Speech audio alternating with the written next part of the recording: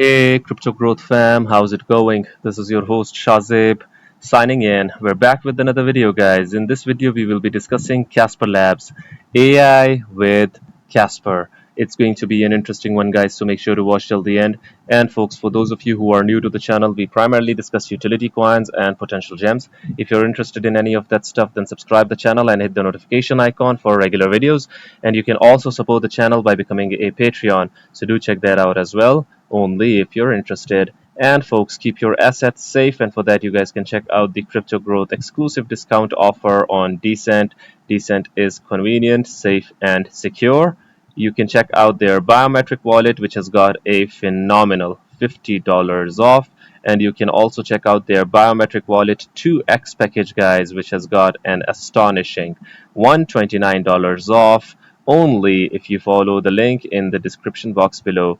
By the way, folks, Decent supports 3,000 plus of your favorite coins and tokens, and it supports 50 plus blockchain mainnets. I personally prefer storing the assets in a cold hardware wallet, so do check out Decent and be safe. Anyways, guys, now let us look into the price and chart of Casper at the time of the recording, and let's see what it has been up to lately, guys. So this is Casper Labs, guys. It is up 1.47% for in the monthly, guys. Nothing much over here. This is the attraction point. The 2 cent mark, in my opinion, seems to be a crucial support level now, because ever since it fell down to the 0.0838 level, it came back up and tested these levels. So the 2 cent mark, in my opinion, remains a crucial psychological level, a crucial support level, guys. In the last 7 days, it is down 1.28%, but nothing much over here. Nothing much as well in the daily chart. In the yearly chart, it is still down 43.87%, guys, and in the all-time chart, it is seriously undervalued. It is down 98.34%. So crucial times for Casper, but if someone really believes in Casper, guys, this is the time to get in Casper, in my opinion. It might fall further as well, we never know. This is crypto, but in my opinion that these are tempting prices to get in. Anyways, guys, now let me share with you this video over here, guys. How blockchain solves AI concerns with Casper Labs. So basically, AI concerns with Casper Labs, CEO Mrinal Manohar, Salt Talks 310. So you know that Casper is associated really well with AI and AI-based solutions by capitalizing the blockchain technology and all of that. So let's see what Mrinal has to say in this video, guys. So there are various sections. If you're interested, you can watch this whole thing. It is 36 minutes long, but we're concerned with some certain bits and pieces. AI guardrails with blockchain, Casper Labs, and enterprise blockchain solutions. Let us begin from here, and then we can see the Casper Labs model. So yeah, dangers of AI, IBM partnership, open sourcing. So yeah, let's check it out.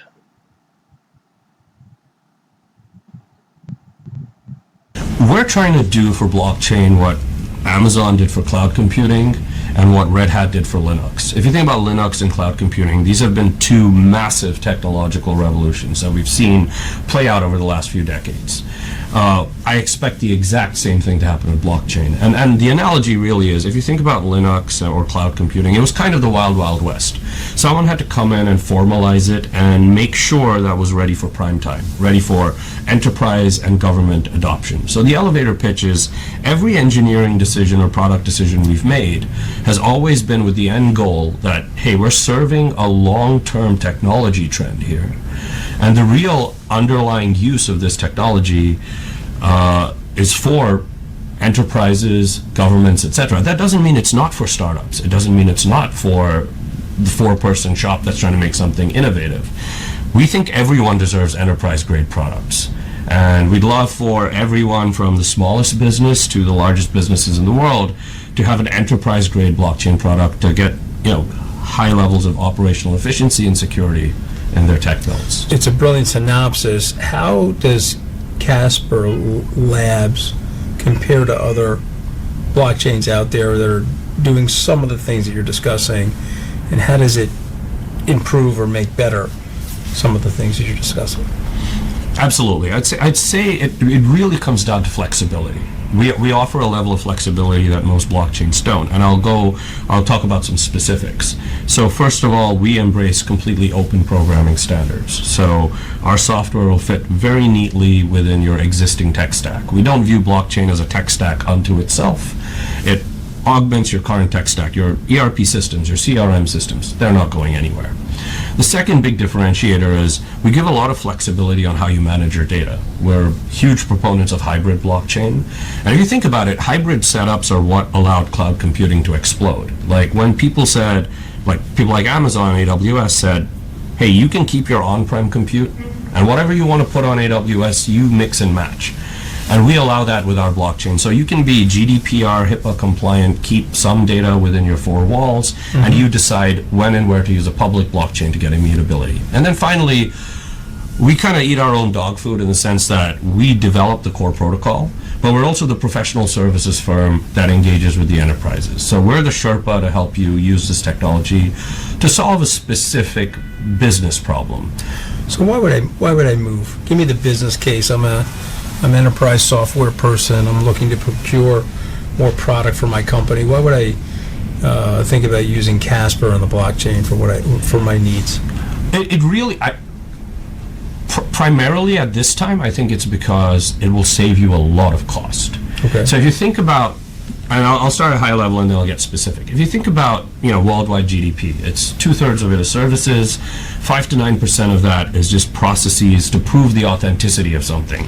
Either it's KYC or AML or checking that, this supplier said he delivered this on that day. Accountants and lawyers. Yeah. Oh, I didn't see the box. Right. So there's 5 to 9% of GDP that's just wasted on like proving that what something someone said they did or some entity said they did actually occurred. With blockchain, since it's all completely tamper-proof and unchangeable, you can trust whatever's posted to it. So even if someone put the wrong data, you can very clearly attribute who the bad actor in your system was.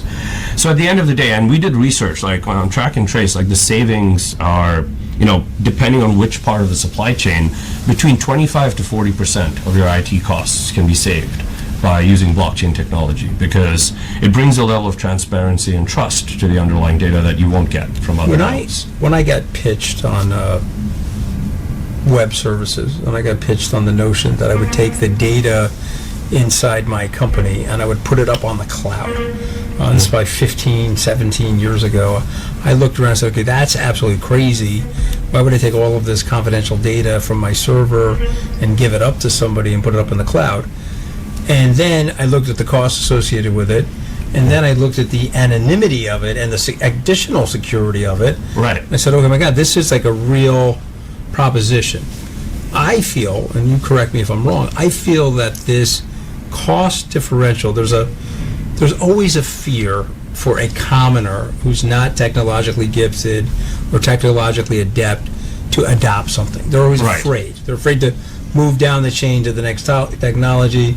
They're afraid they're going to lose their job. You may have seen this on the moon landings or the thing we just put on Mars. We have 1993 software components on something that landed on Mars in 2012. And when you ask NASA why, they say, well, we trust that.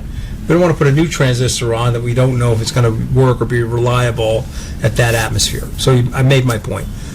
What is there's rate limiting steps to cross over into blockchain and into Casper. How do you get somebody over those obstacles? Guys, now let's see the Casper Labs model over here. What Mrinal has to say. So yeah.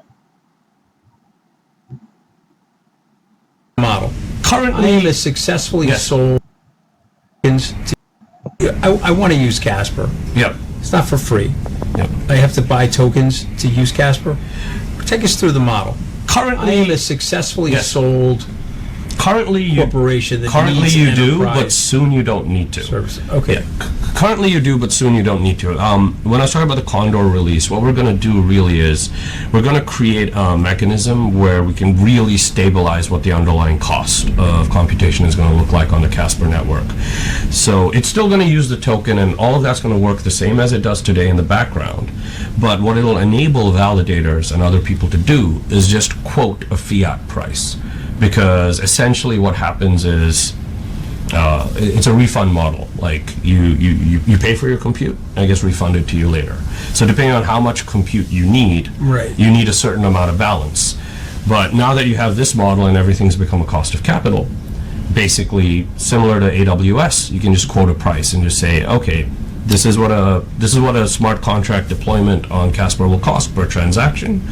And we can just quote it in a simple, straightforward price, which will be much One or less. two big corporations away from really having a breakout, though, right? That's right. Once a cat's out of the bag and there's a real use case out there where people see, okay, X company saved this much money Right. because they shifted to this technology. Nobody got everyone hurt. wants it. No house got sucked into the Wizard of Oz tornado. Nobody got hurt. Services Exactly. were better, right? Technology always works when the services are better and the costs are cheaper. Services are better, costs are cheaper, and you don't even know it's there. Right. We all used AWS today, even if we didn't know it. You Right. watched a YouTube video, either AWS, IBM Cloud, Google Cloud, something served that to you. Right. Anytime you use a service, you're using things, you're probably using Linux. Most of the servers in the world run Linux. That Right. email came to you via a Linux server.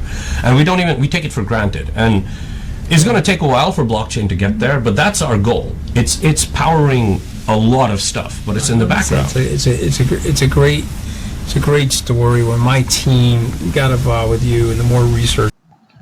So, guys, what do you guys think about Casper Labs and how it can change finance, AI, and how blockchain can basically power different sectors? Like Mrinal is claiming that it has the power to do so.